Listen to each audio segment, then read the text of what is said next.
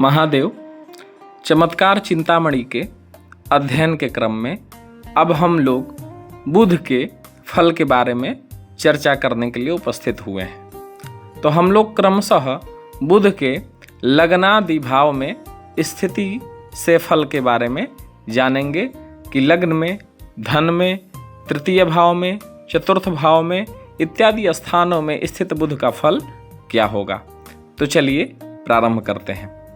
कहते कि बुधो मूर्तिगो मार्जये दन्यरिष्टम वरिष्ठा धिया वैखरी वृत्ति भाजः जना दिव्यचामी करी भूत देहास चिकित्सा विदो दुष्चिकित्सा भवंती। जिस किसी भी मनुष्य के लग्न में यदि बुध स्थित हो तो ऐसे व्यक्ति के सभी ग्रह कृत या मंत्राभिचार कृत अरिष्ट दूर होते हैं।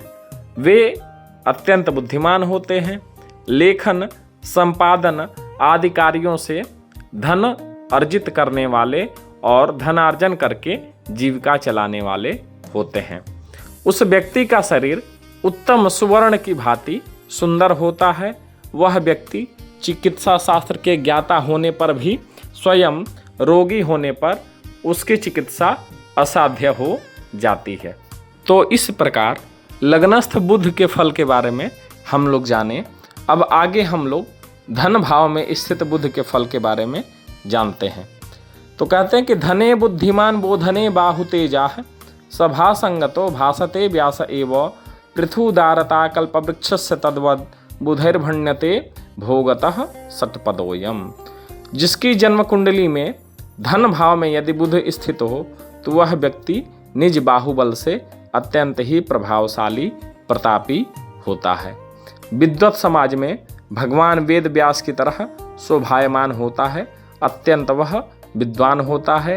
दान देने में वह कल्प वृक्ष की भांति होता है, अर्थात अत्यंत दानी होता है। विद्वान लोग कहते हैं कि वह व्यक्ति भ्रमर की भांति गुणग्राही एवं स्वावलंबी स्वाभिमानी होता है। तो धन भाव में भी स्थित बुध का अत्यंत शुभ फल है। अब आगे तृतीय भाव में स्थित बुध के फल के बारे में चर्चा करते हैं। तो कहते हैं कि वणिंग मित्रता पण्यकृत वृत्तिशीलो वशित्वम धियो दुर्वशानामुपैति विनीतोति भोगम भजित संन्यसिद्धा तृतीय नुजैराश्रितो ज्ञे लतावान। जिस किसी भी मनुष्य के तृतीय भाव में यदि बुध स्थित होता है तो वह व्यक्ति व्यापारियों से मित्रता कर व्यापार कार्य में संलग्न होता है और व्यापार से ही वह व्यक्ति जीविका उपार्जन करता है। मूर्खों के साथ होने पर वह उन्हीं के वश में हो जाता है। अत्यंत विनीत होने पर भी लौकिक भोगों में लीन होता है या उदासीन जीवन व्यतीत करता है। भाइयों से लताओं की भांति लिपटा हुआ रहता है। तात्पर्य यह है कि उसे भाइयों से अधिक प्रेम होता है। वह अपने सहोदरों से अत्यधिक प्रेम करने वाला होता है। अब आगे चतुर्थ भाव में स्थित बुध के फल के बारे में कहते हैं कि चतुर्थे चरित चंद्रजश्चारु मित्रो विशेषाधिकृत भूमिनाथांगतास्य भवेल्लेखको लिख्यते वा तदुक्तम तदाशा परैः पैतृकम नो धनम च। जिस किसी भी मनुष्य के जन्म कुंडली के चतुर्थ भाव में यदि बुध हो तो उसे अच्छे अच्छे मित्र मिलते हैं। राजाओं के द्वारा विशेष अधिकार प्राप्त होता है। वह लेखक या टीकाकार व्यक्ति होता है।